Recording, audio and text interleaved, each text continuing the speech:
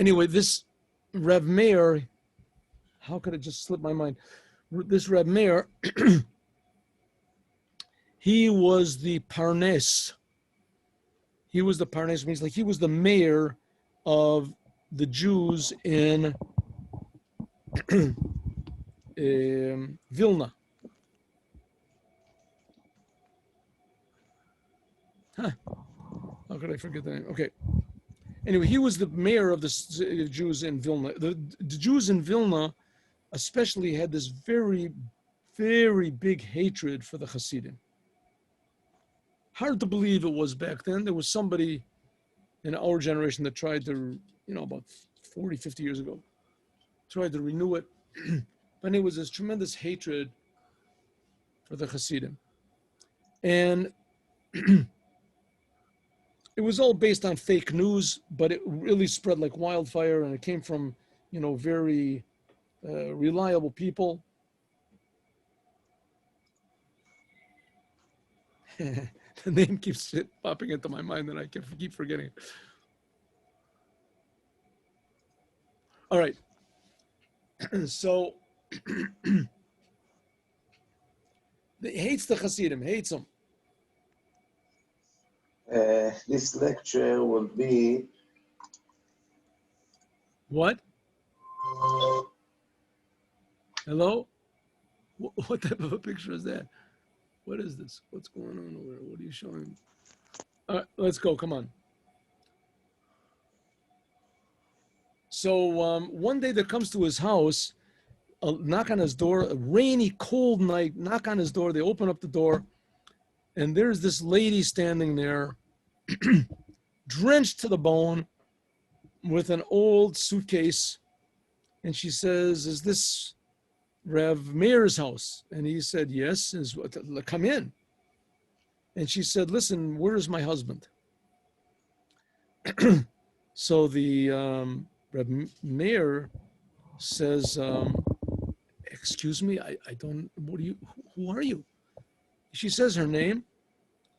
And he says, "Well, what makes you think that I know where your husband is?" He says, "Because the Rebbe of Chabad, Rev Shner Zalman, he sent me here, and he says, you know where my husband is." So he just hears the name Shner Zalman, Rebbe, and he just cringes. This is like the worst of the worst by him. That's at least what they all believe. The Hasidim are not really Jews. They're trying to destroy Judaism, and they have this enthusiasm when they're leaving Torah, they're leaving the commandments. It's like Shabbatites. Anyway, all the terrible things. But meanwhile, here's this poor lady standing there.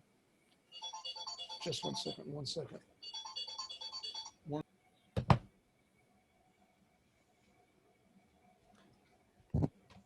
It wasn't Reb Moshe Meises. Moshe Meises, I know, there's a different story that I know about him. Why can't I remember? Okay, I guess the more you try, the less you'll. So this lady appears, she says, "My husband, he looks like this and he looks like that," but her husband left her. I'm almost sure that I told you the story. Her husband left her, ran away with a Goyish lady, left Yiddishkeit, and that's it. Now she's what's called an aguna. She can't get married. She can't get a job. She can't do anything. She has children at home. She's looking for her husband for years already. She can't find him. She went to this rabbi of Chabad, and he said to go to him. And so anyway, he finds her a little apartment to live in, and and every day she comes to his house, his door 3-4 times a day. "Did you find my husband? Did you find my husband? Did you find my husband?" So it becomes like a whole scandal in the whole city. You see how crazy these Hasidim are and what they're trying to play a practical joke on our mayor. Anyway, one day, they brought a group of prisoners. They passed them through the city of Vilna. The custom was when they would bring prisoners, they would bring the mayor, and he would ask if any of them were Jewish. Maybe some of them would want to confess before he was killed or whatever, put on tefillin, I don't know. And they brought these prisoners, and he said, "Are any of you Jewish?" One of them stepped forward, and he said that his name was this name of this lady's. estranged husband. And he said, tell me, you used to have a wife who was, yes, it was such a mistake. I ran away from her. And now my non-Jewish wife, she gave me over to the government, to the army, and I tried to run away and they caught me and now I'm being taken away to be killed or whatever. Will you write your wife a divorce bill? Certainly. Anything to fix up the evil that I've done. He immediately calls a couple of rabbis. They write a scribe. They write up a thing. They bring the lady, give her a divorce bill.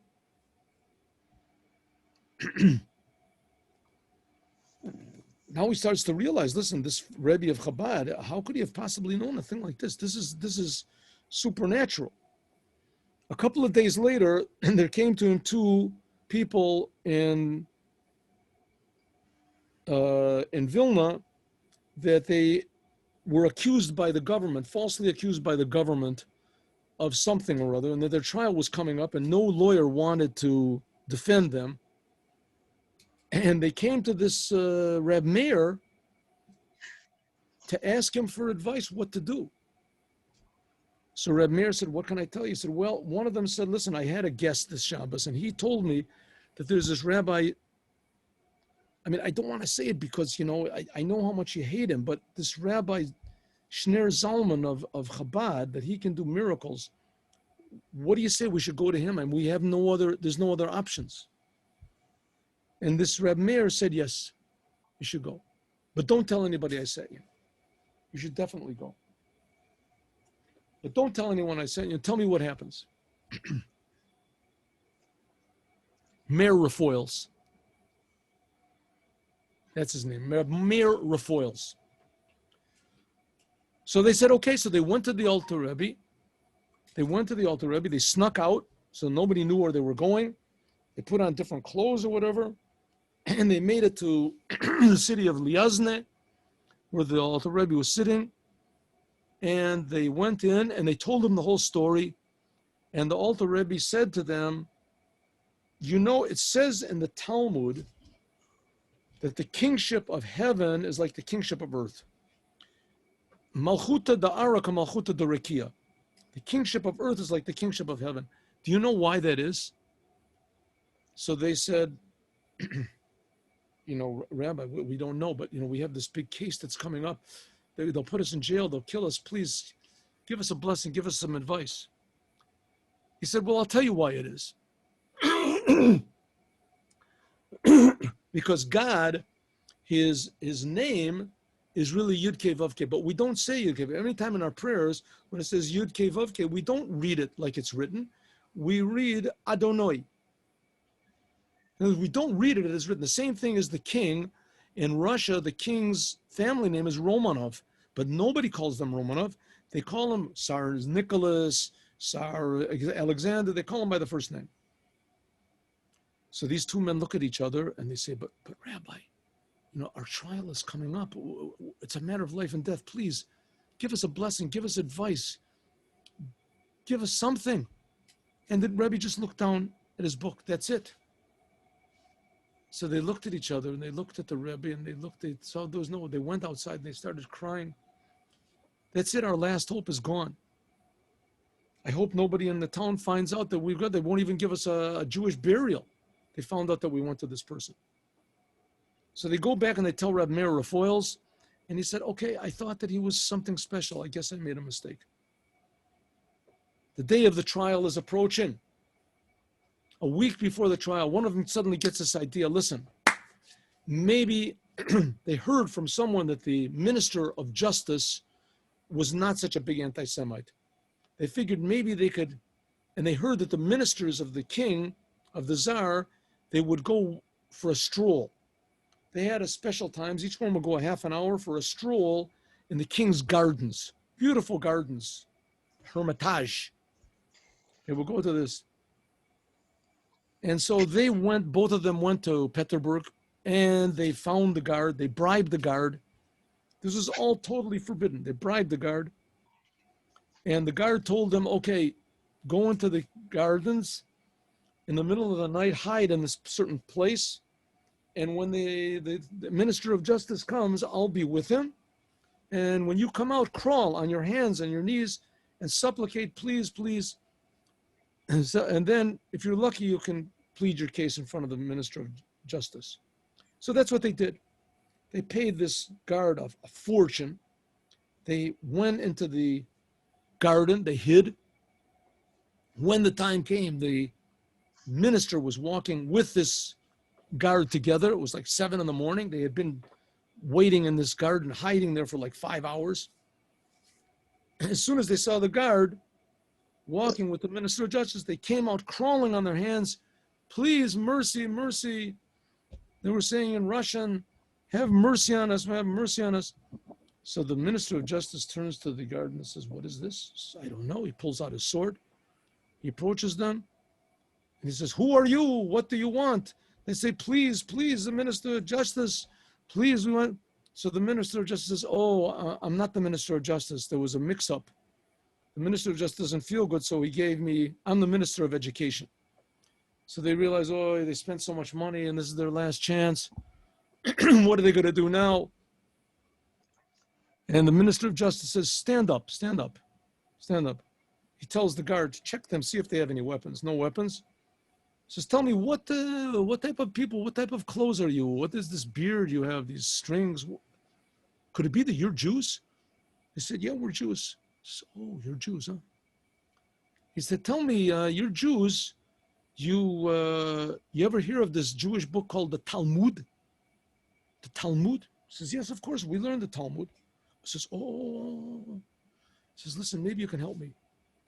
Yesterday, the Tsar took me aside and he said that he heard that it's written in your Talmud that the kingship of heaven is like the kingship of earth. And he doesn't know what it means. And I'm the Minister of Education and he wants me to tell him. So I told him I'll come back with an answer today. And the fact is I have no answer. Have you ever heard this before? They said, yes. What does it mean? The kingship of heaven is like the kingship of earth. Suddenly they remembered what the Rebbe told them. And they said, it means like this, that in Judaism, God's name in our prayers is written one way, but we don't read it the way it's written. We read it totally different. The same thing with the king. His name is Romanov, but nobody calls him Romanov. They all call him Tsar Nicholas. The minister said, repeat that. They repeat it. This is good. This is good. The Tsar is going to really like this. I know. He says, tell me, what is your name? Well, what's your name? When is your trial? When is this trial? He says, listen, don't worry. The Minister of Justice is a good friend of mine. We'll have inspectors sent, and we'll see really who is guilty, if there's anything to the charges or not. And sure enough, he sent, and the charges were dropped, and the people who made the charges were put in jail. At that, they came back and they told Rabbi Meir Rafoils what it was, and both they and Rabbi Meir Rafoils, they became big Chassidim of the Alter Rebbe. And that's what it means. The kingship of heaven is like the kingship of earth, but we know it means the kingship of heaven. Hashem's kingship is like the kingship of the Mashiach.